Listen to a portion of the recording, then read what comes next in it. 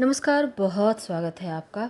मकर राशि, मंगल का राशि परिवर्तन होने जा रहा है 7 जून को। यहाँ पर मंगल सिंह राशि में आ रहे हैं और यहाँ 28 जुलाई तक रहेंगे। तो मंगल का आपके अष्टम भाव में आना, अष्टम भाव चोट चपेट दुर्घटनाओं का, एक्सीडेंट का भाव है, अनिश्चितताओं का भाव है, लॉस का भाव है।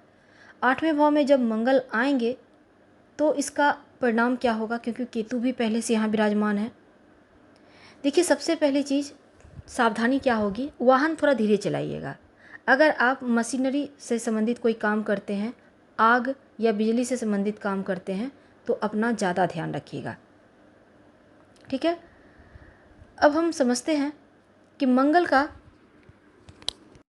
मंगल की जो दृष्टि है, उनके पास 3 दृष्टि है, चौथी, 7वीं और 8वीं।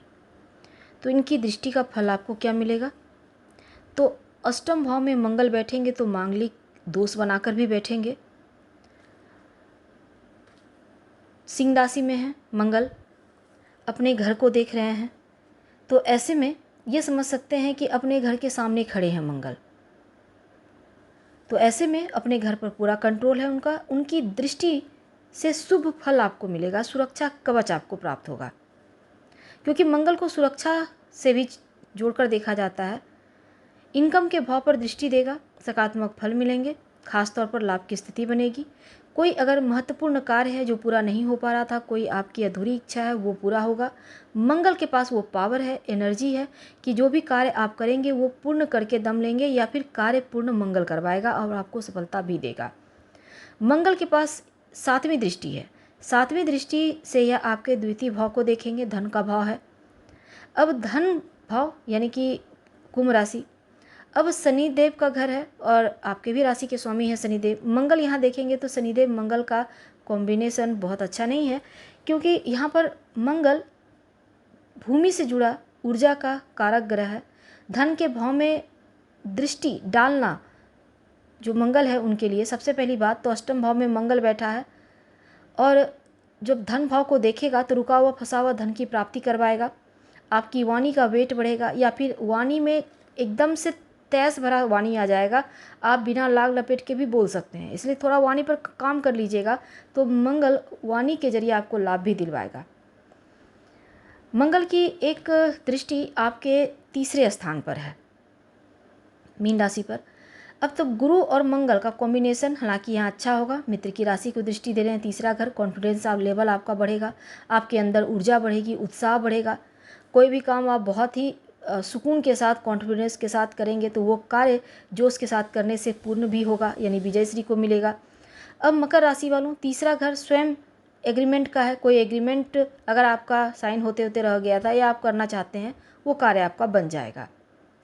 तो जो भी दिक्कतें थी वो समाप्त होगा। ज्योतिष में अष्टम भाव में मंगल और मंगल के साथ केतु, अंगारक योग। अब अष्टम भाव क्या है, अनिश्चितताओं का भाव है, गुप्त विद्याओं का भाव है। तो अपनी चीज़ों को जितना सीक्रेट रखेंगे, गुप्त रखेंगे, उतना ही अच्छा। अंगारक योग का दुष्प्रभाव समाप्त हो जाएगा।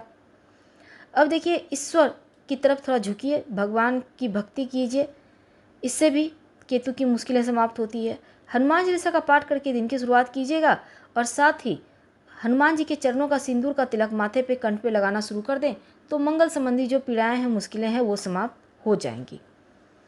अब हम समझते हैं कि हमने कहा कि वाहन थोड़ा धीरे चलाइएगा, और ख़ास तौर पर अगर आप बिजली का काम करते हैं, अग्नि संबंधी काम करते हैं, तब आपको बहुत संभल के रहना है। अब इस समय अपनी तमाम बातों को गुप्त रखिएगा, जैसे कि आपका कोई पासवर्ड है, आप उसको बहुत संभाल कर रखें, किसी को ना बताएं, किसी को अपने राज की बात ना बताएं। आप अगर, जैसे कि इस समय क्या होगा ना, आप कहीं अष्टम भाव सीक्रेट भाव भी है, कोई खबर लीक ना हो जाए। आपका धन आप कहाँ रखते हैं, कितना है सेविंग, कितना कहाँ रखते हैं, ये सभी चीज़ों को लीक ना होने दें। राहु आपके दूसरे भाव में बैठा है, धन के भाव में बैठा है, नहीं तो राहु आपका नुकसान करवा देगा। इसलिए गुप्त बातों को गुप्त रखें, किसी को भी ना बताएं। अब तीसरा घर में शनि बैठा है, लग्नेश होकर तीसरे भाव में बैठना अच्छा है। मंगल की दृष्टि यहाँ पर, तो मंगल की दृष्टि जब आपके धन भाव पे पड़ेगी, तो मंगल की दृष्टि का यहाँ आना आपके लिए खासकर अपने कंधों का ध्यान रखिएगा, दाहिने कंधे का ध्यान रखिएगा, जिसको हम शोल्डर कहते हैं, थोड़ी सी समस्या होगी, कोई भी भारी वजन वगैरह संभल कर उठाइएगा तो बढ़िया है। तो मंगल और शनि का कॉम्बिनेशन कहता है कि भाई बहन के साथ तालमेल बनाकर चलिएगा और मनमुटाव ना हो, इस बात का ध्यान रखिएगा। हम आपसे विदा लेते हैं। जानकारी अच्छी लगे तो लाइक सब्सक्राइब करें, शेयर करें, कमेंट करें। धन्यवाद।